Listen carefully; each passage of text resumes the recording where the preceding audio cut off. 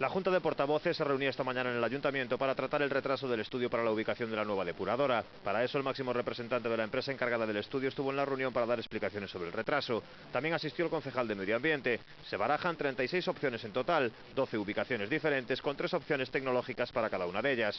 Antes de fin de mes estará entregado el estudio.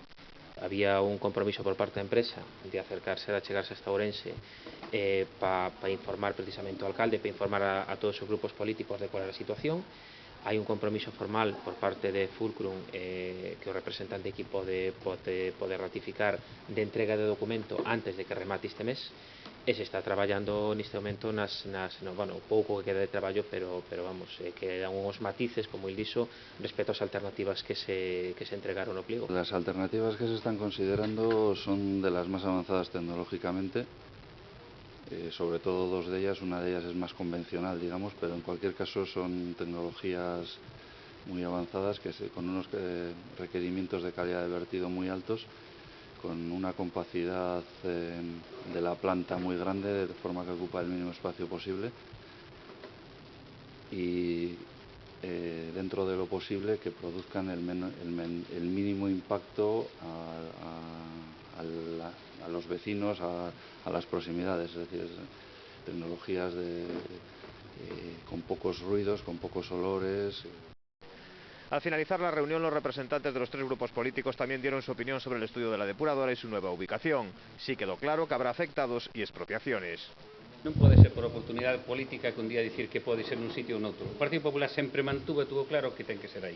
E o que hai que tratar a partir de agora é que as casas que haxa que expropiar, que poden ser 2 ou 3 porque non se ocupe o Ramil, porque todos tamén temos que darnos cuenta e nós temos que asumir a responsabilidade que nos toca por a sentencia que hai, de acordo? Pero hai que a esa xente expropiala e pagarlle o que lle haya que pagar para que viva nunha casa mellor que a que teñen hoxe. Pero estaba claro, nós tiñamos moi claro que a ubicación da depuradora tiña que ser no entorno onde está hoxe.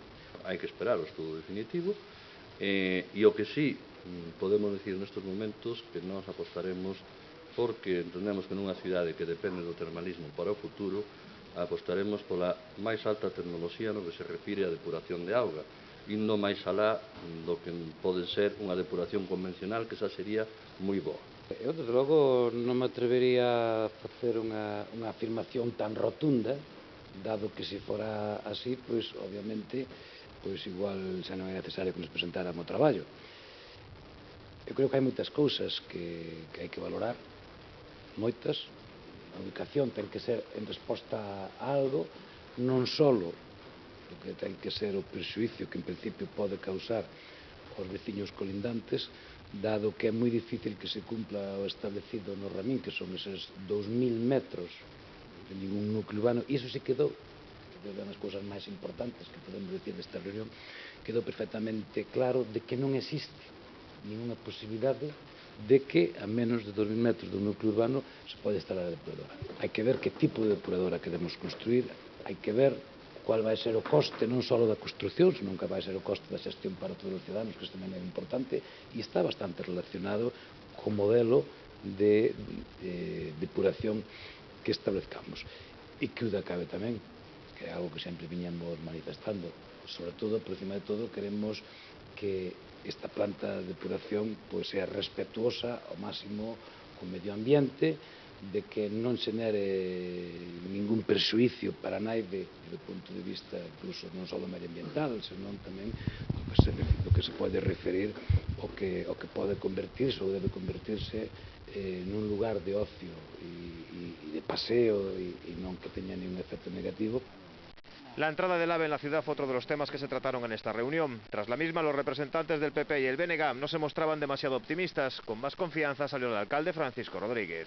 A nos preocupanos moito pois cando vai chegar o AVE aquí, porque eso ten que ser consecuencia de algo que temos claro, que é a aposta presupuestaria. Como se viu, perderonse 4 anos moi importantes e eu xa poño xa un aviso moi a pesar noso que se poden perder outros 4 anos. Todos temos que estar neste caso detrás do alcalde, pero hai que ser moi exixentes. Non temos un prazo marcado que é o 2012 para a entrada da alta velocidade en Ourense, e eu creo que nestes momentos eso depende fundamentalmente da rapidez na tramitación administrativa e, sobre todo, do diñeiro que se poña para este proxecto. Por lo tanto, Ourense ten que ser prioritario.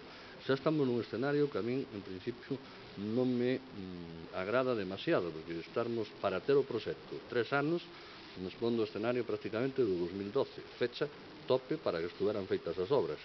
Xa estamos, polo tanto, nun retraso de principio con un mínimo de 2-3 anos. O noso temor é que non haxa a dedicación orzamentaria suficiente en que nos poñamos nos prazos límites por arriba, que serían 2 anos como mínimo para estudio de impacto medioambiental, a posteriori de eso un proxecto e despois as obras. Imaginademos en que escenario nos movemos, desde logo non é o mellor escenario. Eu prefiro situarme nestes momentos no bo e que traballemos todos para o bo escenario. En este momento, desde o 4 de marzo, está sometido a información por parte do Ministerio de Medio Ambiente, mellor dito, a consultas por parte do Ministerio de Medio Ambiente, estas dúas alternativas sobre as que vai pronunciar o Ministerio, porque é preceptivo que sea así, o trazado alternativo do que falamos e o que estaba previsto polo Centro da Cidade de antes, pois que aí, se hai ese compromiso, eu falei fai poucos días, o sábado en concreto, coa ministra, e logo mostra todo o seu apoio, porque obviamente aquí estamos a falar de algo moi importante que son os plazos. Por exemplo, este informe do Ministerio de Medio Ambiente podes levar a cabo en 6 meses ou en 2 anos.